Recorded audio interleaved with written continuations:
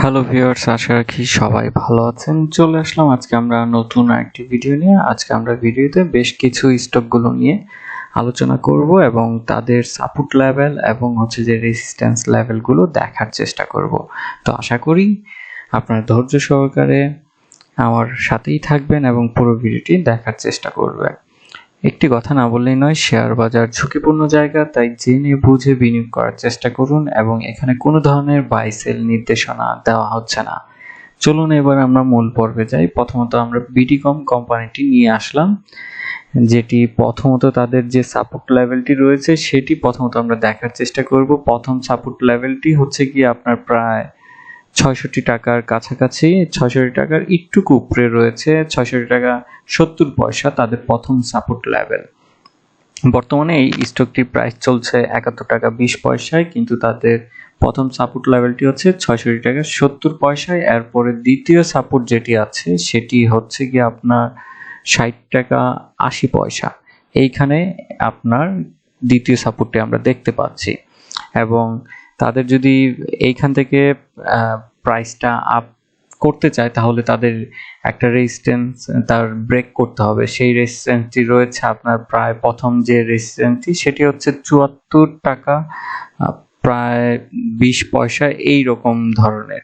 তো সেই রেজিস্ট্যান্সটি ব্রেক করতে হবে ৭৪ টাকা ২০ পয়সা।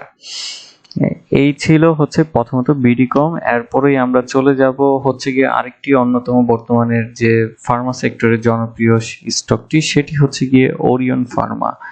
এই শেয়ারটি আমরা একটু এখন এই মুহূর্তে দেখার চেষ্টা করব। ওরিয়ন ফার্মার তাদের যদি প্রথম সাপোর্ট লেভেলটি দেখি তাহলে গিয়ে আমরা দেখতে পাচ্ছি যে এখন এই মুহূর্তে তাদের যে সাপোর্ট লেভেলটি আছে সেটি প্রথমত হচ্ছে যে ১৪৫ টাকা ৫০ পয়সা এইরকম একটা লেভেলে, ১৪৫ টাকা ৫০ পয়সা। এবং এরপরেই তাদের যে দ্বিতীয় যে সাপোর্টটি আছে সেটি হচ্ছে গিয়ে ১৪৩ টাকা এই ধরনের কাছাকাছিতে।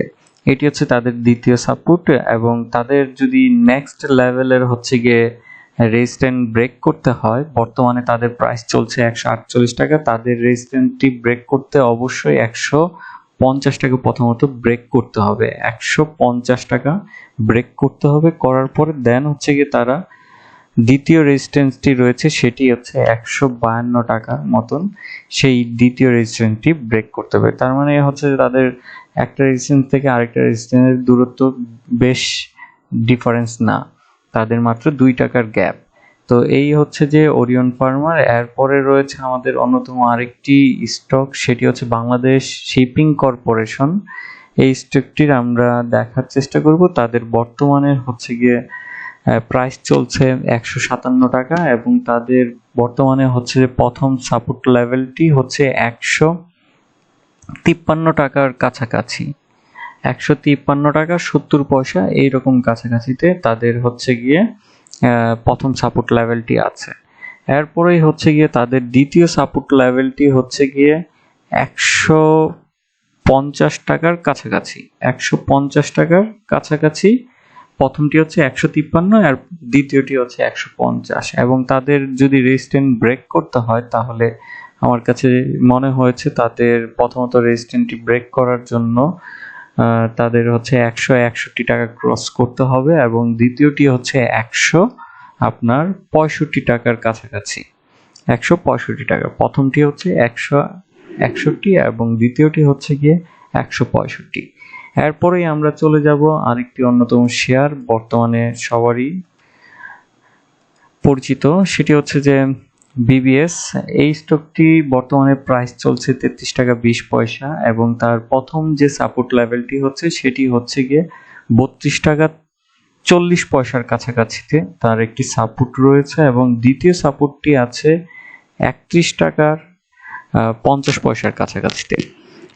এই হলো তার দুটো সাপোর্ট এবং তাকে যদি ব্রেকআউট করতে হয় তাহলে অবশ্যই হচ্ছে তার রেজিস্ট্যান্সটি ব্রেকআউট করার জন্য ৩৪ টাকা ৪৩ পয়সায় এইখানে একটা ব্রেকআউট নিতে হবে, তাহলে স্টকটি আরো ঊর্ধ্বমুখী হতে পারবে।